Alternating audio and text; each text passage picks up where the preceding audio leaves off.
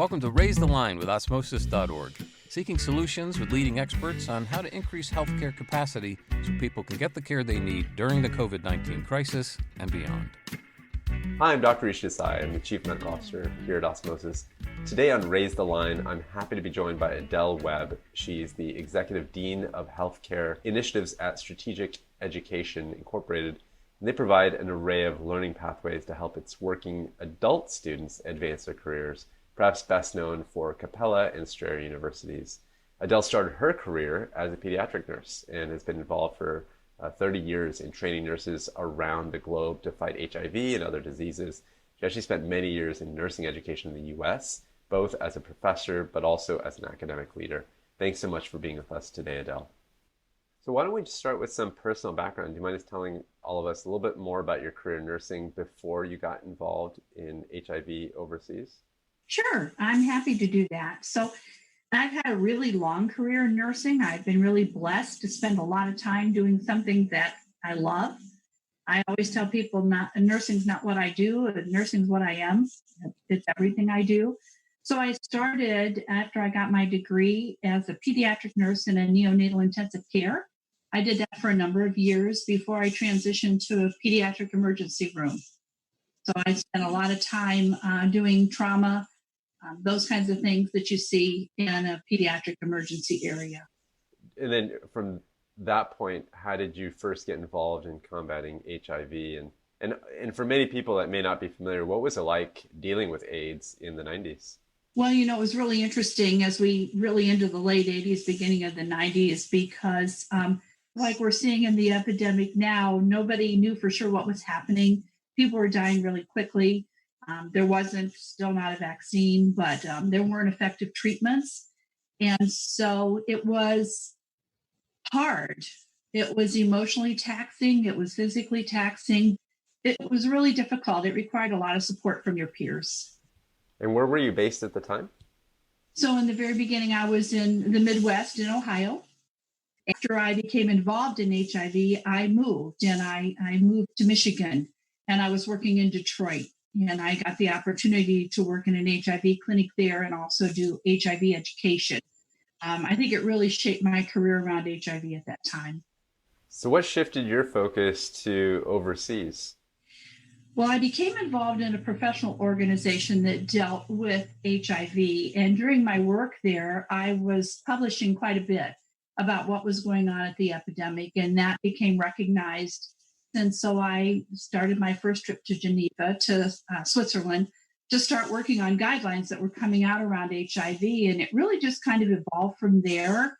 I started working with some people who were writing some grants about doing both education of nurses in sub-Saharan Africa, where the epidemic was just ravaging the country, and also teaching nurses how to protect themselves and others from the disease. So it was a great opportunity for me. It spanned a number of years. I continue to do projects for the WHO, and I've actually worked in 53 countries. And so now that HIV is, I can't say under control, but we have a treatment, my focus has transitioned somewhat to non-communicable diseases. What was the culture like, I imagine, at WHO versus what you were doing previously, where you were working very much on the front lines, caring for patients? Well, it's interesting when you're working internationally, how things are so much different. And so, when you bring in that global focus, you look at things really through a different lens, and you start to look at more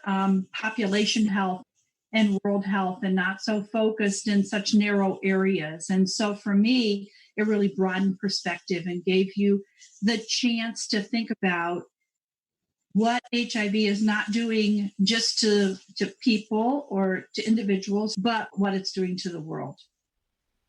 So a big part of what you're doing, it sounds like, was educating through these guidelines you're putting together. Can you talk about kind of how your role has evolved as a nursing educator? Sure. So at the time, I did more than one thing, because I've always felt like you can't teach something you don't do. So the whole time that I taught, I also worked clinically. But what I found, the first time I went to Africa, which was late 80s, you go over there and you think, I've I've studied this a lot. I know a lot about this. I'm going to fix this. And you find out that that's not what you're going to do, because there are a lot of things, no matter how much you know, there's a whole lot you don't know. And so it really helped give me a different perspective of working with students, because just like you think, you're teaching a class and your students are all the same, right? They're nursing students. They all want the same thing. Everybody's different. And I think when you get that global perspective, it changes not just you as a person, but you as an educator. So you were working at WHO, helping put this global lens on things. How did your career then evolve to SEI and Capella? During my work for the WHO, one of the grants I worked on was associated with Georgetown University. So when the grant was over, I was teaching at Georgetown, and I had an opportunity through a colleague of mine to move to Cleveland and start up a campus for Chamberlain University. It was Chamberlain College at the time. So I did that for a long time, for about 6 years. And while I was there, that same colleague had transitioned to Capella and reached out to me and said, we have this unusual position. It's a great opportunity. I think you should apply. And so I've been at Capella about 3 years, and I have a fascinating role. So my title is Executive Dean of Healthcare Initiatives. And so I serve to bridge the school with the portfolio strategy team. So looking at what are opportunities for non-degree programs, other kinds of courses we can offer. I'm a lot of the external face of Capella and of SEI. So I do a lot of presentations. I do a lot of webinars. And then I also work with the employer solutions team. So I work with our organizations that we have partnerships with that are providing opportunities for nurses to get education. So where do online nursing education offerings like the ones you're talking about, where do they fit into the bigger role of nursing education? Is that scope growing or shrinking? Well, right now, online education is getting attention it never had before, and maybe some respect it hasn't had before. But a lot of what I do provides continuing education for nurses. So nurses, just because a nurse is a nurse, you have a lot that changes over time, a lot of things that need to be updated in your head. New things happen, new diseases. I mean, who would have thought before we ever needed to be educated on COVID or Ebola or even HIV? And so these presentations I do through either professional organization meetings, such as the Association of Nurses and Professional Development or the National League for Nursing. These really are designed to provide information to practicing nurses that they need to sustain the education they have or give them new information they didn't have before. Along those lines, you spoke about COVID-19, and obviously a lot of folks are still thinking about that because it's very much looming over us. What is Capella doing to raise the line, so to speak, which is to increase healthcare capacity? Well, Capella has an enormous number of graduates from its nursing program and has always provided support to those graduates through the Alumni Association. But in addition, we have partnered with organizations, Osmosis being one, to offer education about COVID to our alumni and to our current students, but also to our faculty who are nurses as well. They've also initiated a lot of opportunities for new students and for current students through programs and platforms like Sophia and other things they offer to allow nurses at a reduced cost to get their continuing education. And we're currently rolling out a new series on nursing leadership. And so when you think about the role that nurses are playing in this epidemic, these are opportunities for nurses to learn how to be leaders, even if they're at the bedside, to really help meet the needs that we're seeing evolve. What are the concrete skills that you see lacking sometimes and where Sophia and other learning tools can help out with nursing leadership? What are the skills people aren't learning that they could try to go out and learn? Sure. So, when you graduate, there's a variety of programs and they have different standards, and there are some national standards, and all the programs meet those. But as you start practicing as a nurse, you find out what you don't know. And some of the things you don't know are opportunities that can help you move forward in your career. So, for instance, things around financial management. You're not learning in your undergraduate program what is a profit and loss statement? What does EBITDA mean? How do hospitals and organizations make decisions about costs on your unit or staffing costs? And so when you think about moving into leadership positions, That's information that you need to have that is really essential to being an effective leader and important to the organization, because certainly having sufficient resources and managing those appropriately are important. So if you're looking now at what's going on, think about bringing in travelers. A lot of places that are hotspots in the country don't have enough staff. And what is that costing in terms of bringing in people from outside? And so, financial skills is one piece. Another piece they don't often learn is, for instance, how to interview somebody. So if you move into a management position and you're hiring a new nurse, what do you look for? What questions do you ask? And I say everybody comes to an interview in their good clothes, right? And so they all come and they know what you're going to ask them, and they tell you what you want to hear. And when they walk away, what do you really know? And so how do you do behavioral based interviewing? And what does that give you that you can't get anywhere else?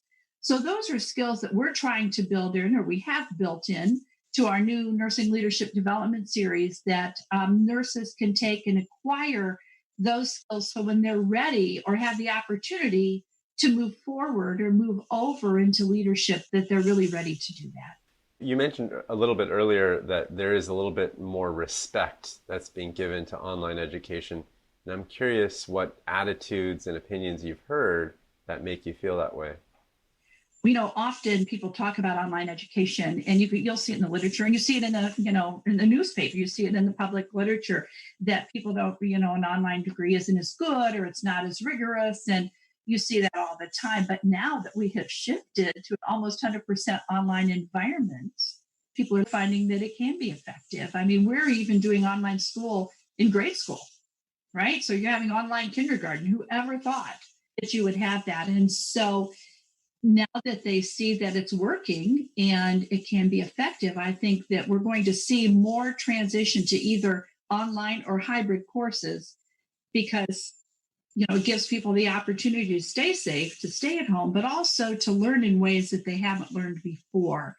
And it gives populations more opportunity. Somebody who can't leave their home and come into a class, or maybe they don't have a sitter or transportation, they can take their courses at home.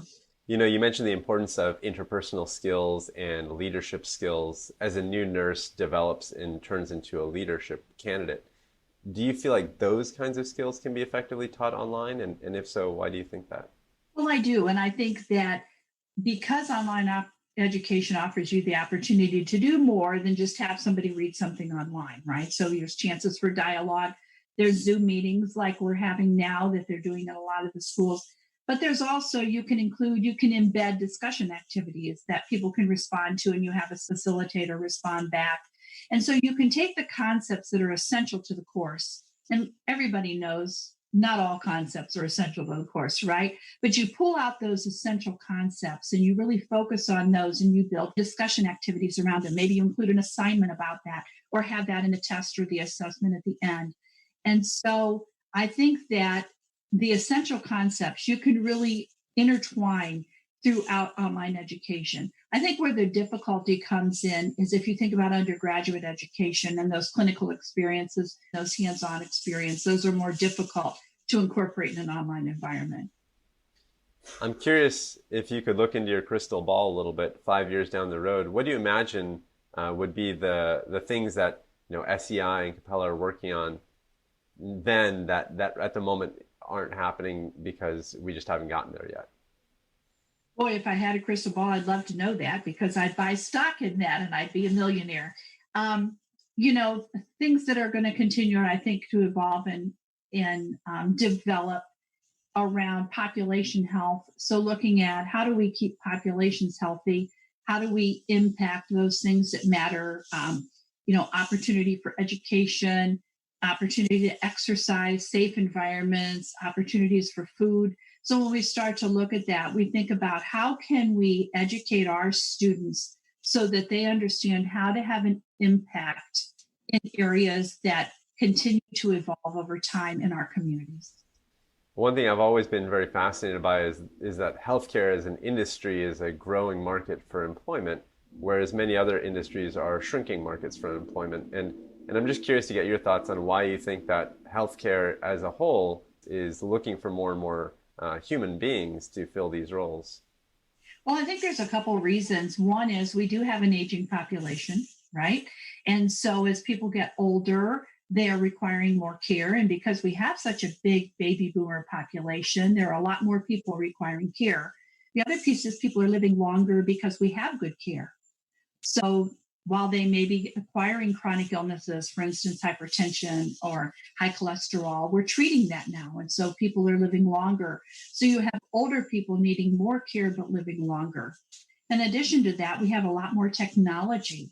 So even younger people who have perhaps a heart condition or, some kind of condition that is very chronic throughout their life, they have opportunities now to live longer that they never had before. And then we just have more people.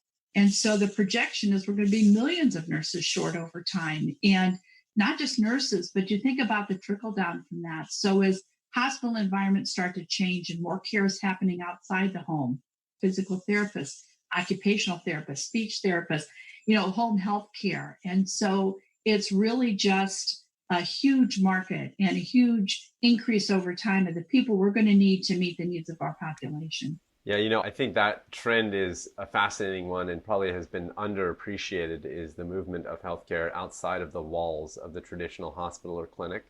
So I think that'll be an interesting one to track. A lot of our listeners are health students in various fields and may not even know all of the different jobs that are out there that they may be suitable for.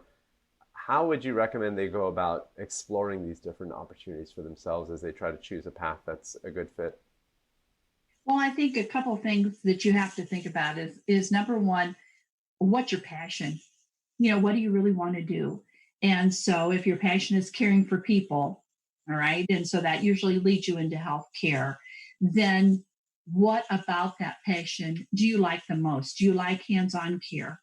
Do you like working with people who are chronically ill? Do you like working in areas that are traumatic? And so really thinking about what is it that you want? Because if you go into an area that's not your passion, you're not going to stay because it's not what you want. So once you define that, start to think about what opportunities there are. And of course, there's always career counselors and there's community colleges, places you can start to get ideas. But I think the most important thing, and this is what I tell people that ask me, is that just because you start something, if you don't like it, look around, there's so much opportunity. Well, it seems like you've lived that example of kind of following your own passion. I'm curious, do you feel like at each step of the way you're passionate about what you're doing, and did that change and evolve over time for you? Well, I think my passion has changed over time. I went into nursing young and I wanted to work with kids, and that was my passion. I had the opportunity to do that, but as things evolved, so when HIV came out and I saw nurses who didn't want to provide care for these patients, my passion changed to not just protecting the rights of the patient, but educating the nurse about responsibility and about safety. And, as that changed and I moved into a global environment, it was more like, okay, this is way beyond where I lived. And so my passion changed to let's change the world. And, I just think everybody, if you follow your passion, you're going to see it develop and evolve over time. And I don't think anybody's passion ever stays the same. I think we always, as humans, want to do more, want to do better. And as long as we give ourselves the opportunity to follow that, I think we can have rewarding careers no matter what we choose. I think that's a great message and one to end on. So thank you so much, Adele, for joining us today. Absolutely. I appreciate it. Take care. I'm Rishi Desai. Thanks for checking out today's show. Remember to do your part to flatten the curve and raise the line. We're all in this together. Be well. For more information on how you can help raise the line and flatten the curve, go to osmosis.org/COVID-19. If you like this podcast, please share it on your social channels. You can also subscribe to the series and check out all of our podcasts at osmosis.org/raise the line podcast.